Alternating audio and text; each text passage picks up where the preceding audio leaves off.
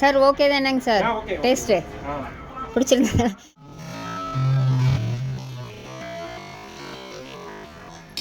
அருமையான அருமையான mutton mutton mutton biryani தம்மு உடைச்சி எங்கள் வீட்டுக்கு.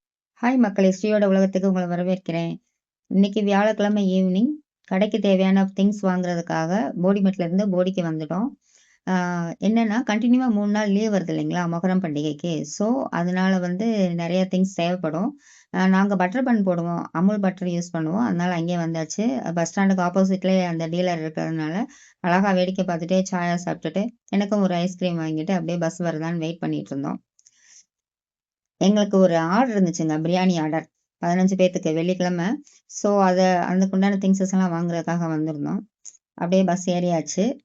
பஸ்ஸில் நல்ல ரஷ்ஷுங்க. ஸோ எனக்கு மட்டும்தான் சீட்டு கிடச்சிச்சு. கடைக்கு வந்துட்டேன். அன்றைக்கி ஈவினிங் வந்து நாளைக்கு பிரியாணிக்கு தேவையானதெல்லாம் கொஞ்சம் முன்கூட்டியே ரெடி பண்ணி வச்சிடலான்னு சொல்லிட்டு புதினா கொத்தமல்லி இதெல்லாம் கழுவி ஆஞ்சி எடுத்து வச்சாச்சுங்க.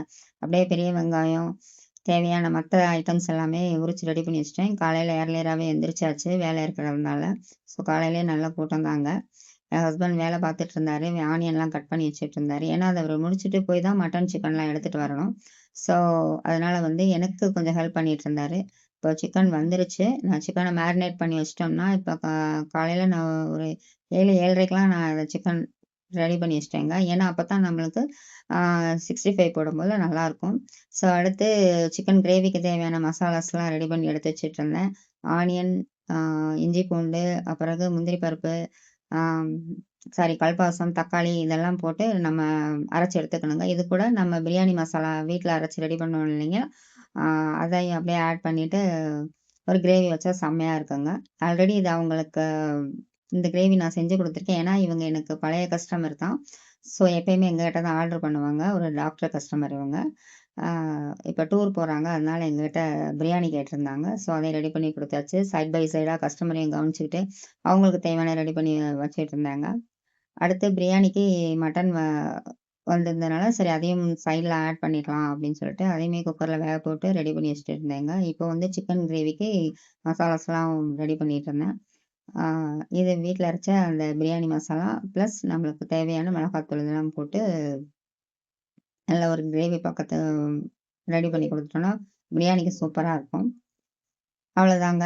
அடுத்து வந்து நமக்கு என்ன இதில் கொத்தமல்லி, புதினா எது வேணாலும் ஆட் பண்ணிக்கலாம். லாஸ்ட்டில் வந்து பெப்பர் போட்டு இறக்கிட்டா நல்லா டேஸ்ட்டாக இருக்கும். மட்டனையும் ஒரு பக்கம் போட்டு வேக வச்சுட்டேங்க. பிரியாணிக்கு வந்து நம்ம கூடையும் பிரியாணின்றேன், மட்டன் வேகப்படும் போல் இஞ்சி பூண்டு பேஸ்ட்டு, லைட்டாக தேங்காய் எண்ணெய், கொஞ்சம் உப்பு இதெல்லாம் போட்டு வச்சிட்டோம்னாவே செம்மையாக இருக்குங்க. பிரியாணி வந்து நல்லா டேஸ்ட்டாக இருக்கும். நம்ம இந்த மட்டன் எடுக்கும் போதே உதிரி உதிரியாக விழுகணும், அந்தளவுக்கு பக்குவமாக வைக்கணும். ஓகே, சிக்கன் கிரேவி ஒரு ரெடி ஆயிடுச்சு. என் ஹஸ்பண்ட்டை கொடுத்து டேஸ்ட் பண்ணி பார்க்க இதை பாருங்க, இப்போ தான் டேஸ்ட் பண்ண போகிறேன். வீட்டுக்காரம்மா அருமையாக பண்ணியிருக்கு. வாவ். சாப்பிட்றதுக்கு முன்னாடி எதுக்கு வா சொல்கிறீங்க? பொடி. அவ்வளோதாங்க. அடுத்து பிரியாணிக்கு ரெடி பண்ண ஆரம்பிச்சிட்டேன். எப்பயும் போல தான் என்னென்ன பிரியாணிக்கு வேணுமோ மசாலா ஐட்டம்ஸ் எல்லாம் அதெல்லாம் போட்டு நல்லா வதக்க ஆரம்பிச்சாச்சு. இதில் என்னென்னா நான் வந்து எதுவுமே வந்து கடையில் வாங்குகிற பொருள் யூஸ் பண்ணுறது கிடையாதுங்க.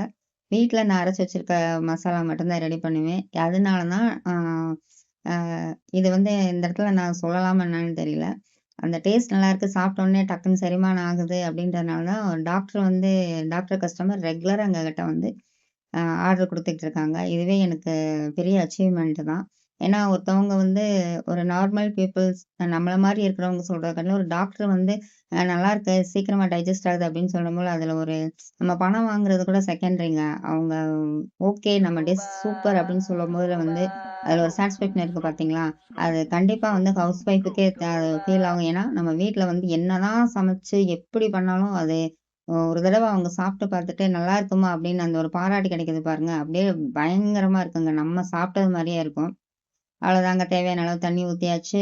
அப்படியே ரெடி பண்ணிகிட்டே இருக்க வேண்டியதான். இது வந்து சீரக சம்பா அரிசியில் பண்ணுற பிரியாணி ரொம்பவே செம்மையாக இருக்கும் இந்த பிரியாணி.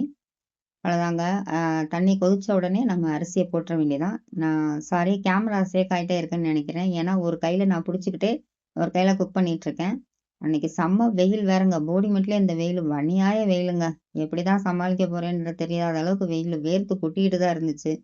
ஸோ அதோட அடுத்தடுத்து சைட் பை சைட் கஸ்டமரு அவங்களுக்கும் வேணுங்கிறத பார்த்துட்டு அடுப்பில் இங்கிட்டு மாற்றி அங்கிட்டு மாற்றி அன்னைக்கு கொஞ்சம் எனக்கு டாஸ்க் தான், அங்கே பெரிய டாஸ்க் தான். ஏன்னா அவங்களுக்கும் கரெக்டாக டைம் கொடுக்கணும். அவங்க ஃபோன் பண்ணிகிட்டே இருந்தாங்க, சார் ரெடி ஆயிடுச்சா, ரெடி ஆயிருமா அப்படின்னு சொல்லிட்டு.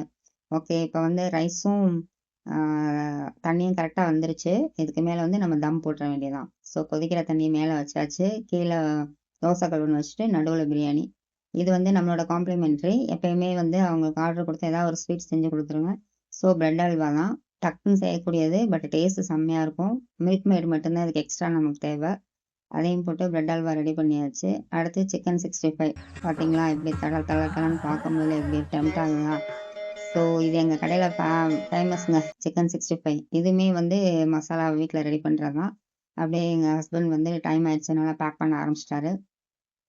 ஓகே, பிரியாணி எப்படி இருந்துச்சு, கிரேவி எப்படி இருந்துச்சு,